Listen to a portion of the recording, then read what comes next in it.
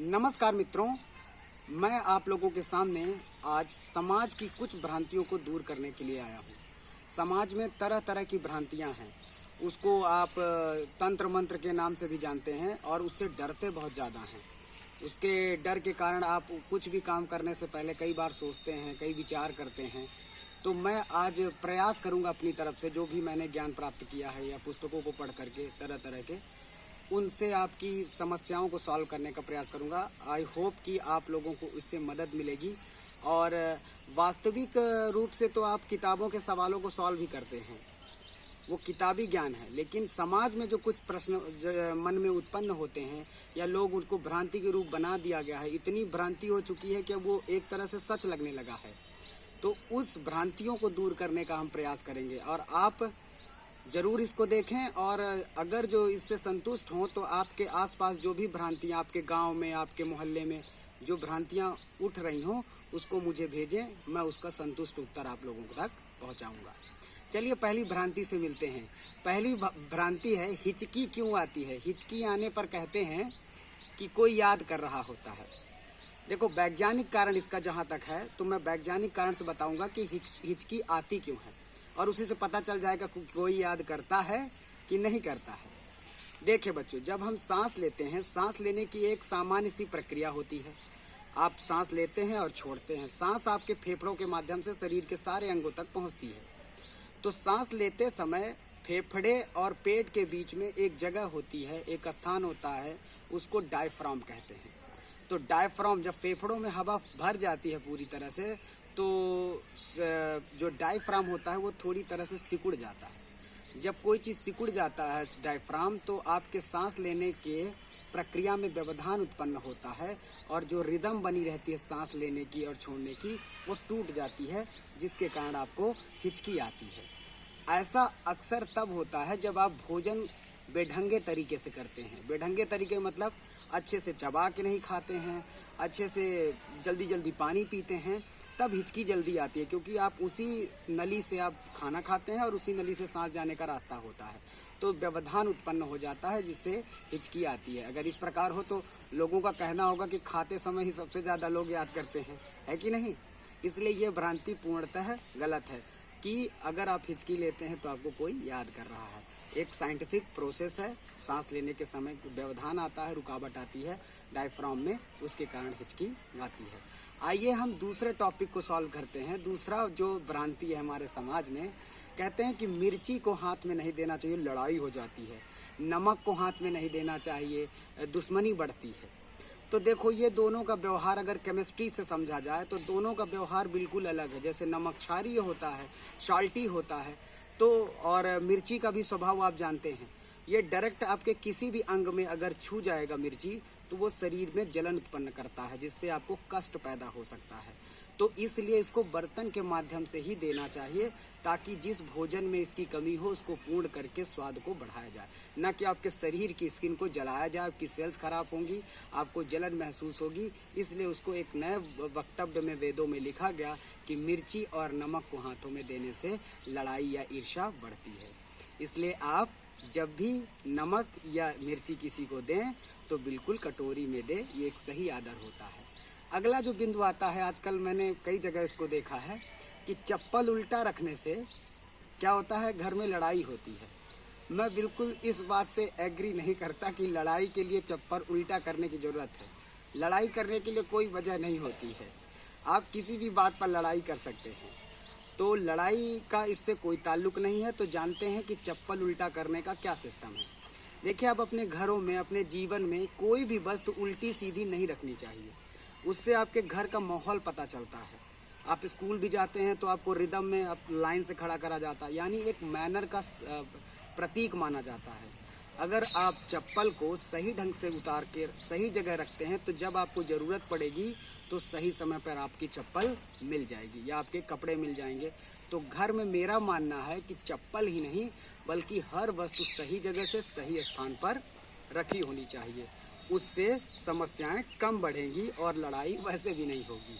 और अगर एक चप्पल आपकी गायब रही, डेली मुड़ी रही, तो पैर लग के कहीं और चली जाएगी, तो फिर लड़ाई का कारण तो पहले ही तैयार हो जाएगा। इसलिए आप चीज़ें जहाँ हैं वहीं की रखें। कंघी, चप्पल, आपके शर्ट, पैंट, शूज़, सॉक्स, कुछ भी चीज़ें हैं उसको सही जगह पे ही रखिए ताकि काम आने पर सही से उपलब्ध हो जाए। तो ये भ्रांति भी आपको आई होप कि समझ में आई होगी। तो एक अच्छे मैनर को दर्शाता है। अगला पॉइंट है, बैठे बैठे पैर क्यों नहीं हिलाना चाहिए। दोख होता है, हम बचपन से सुनते आ रहे हैं। ये दोख नाम की चीज़ है क्या? तो बाद में पता चला दोख ऐसी चीज़ है जो आपके लिए अशुभ हो सकती है। इसलिए दोख नाम का जो प्रोनाउंसिएशन किया गया, जिसकी मीनिंग निकली, वो अशुभता के लिए है। अशुभ मतलब आपका कुछ ना कुछ नुकसान होना, तो आदमी डरा रहता है। अगर आपको नुकसान की कोई बात कर दे तो वो काम आप बिल्कुल नहीं करेंगे। तो देखो, पैर हिलाना क्या होता है? अगर किसी समाज में आप बैठे हैं और पैर को हिलाएं तो आपकी आदत बनी रहेगी। अगर आप अकेले भी पैर हिलाते बैठे रहेंगे, कहते हैं ना कि कोई आदत 21 दिन लगातार करने से वह आपके जीवन का हिस्सा बन जाती है। तो अगर आपको शरीर का सर्कुलेशन अच्छा करना है तो एक्सरसाइज करें, हर जगह पैर हिलाते ना बैठें। ये एक बैड मैनर्स होता है। तो गुड मैनर्स के लिए आपको स्थिर बैठना चाहिए जब भी किसी के सामने जाएं। तो पैर हिलाने से दोख तो नहीं होता है, पर एक गुड मैनर्स है कि आप लोगों को पैर हिलाकर नहीं बैठना चाहिए किसी के सामने। दक्षिण की तरफ पैर करके या उत्तर की तरफ सर करके, दोनों एक ही बात है बच्चों। तो दक्षिण की तरफ पैर करके नहीं सोना चाहिए या उत्तर की तरफ सर करके नहीं सोना चाहिए। क्यों नहीं सोना चाहिए, आइए जानते हैं। अगर आप पृथ्वी के उत्तरी गोलार्ध में स्थित हैं, पृथ्वी का 2 गोलार्ध यानी 2 हेमिस्फीयर हैं, एक नॉर्थर्न और एक साउथर्न। तो हम लोग भाग्य से नॉर्थर्न हेमिस्फीयर में हैं। तो नॉर्थर्न हेमिस्फीयर में पृथ्वी के रोटेशन के कारण जो पृथ्वी होती है नॉर्थ टू साउथ ऐसे घूमती है। अगर जब आप रात में सोते हैं और अगर आपका सर उत्तर की तरफ होता है तो सर से खून जो है तो दिमाग की ओर जाता है। वास्तविक तौर पर यह इतना खतरनाक है कि रात के समय अगर जो आप उसी दिशा में लगातार सोते रहते हैं तो खून का बहाव पृथ्वी के रोटेशन के कारण आपके दिमाग में ज़्यादा बढ़ सकता है, इससे आपकी मौत तक हो सकती है। तो अब मौत जैसी चीज़ को भी लोग डराएंगे नहीं तो कैसे समझाएंगे?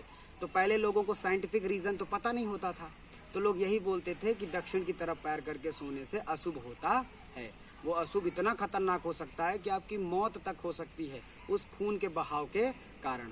हाँ, यही चीज़ अगर दक्षिणी ध्रुव में हो, तो आप ऑस्ट्रेलिया में हैं तो आप फिर दक्षिण और उत्तर की तरफ सर पैर करके सो सकते हैं।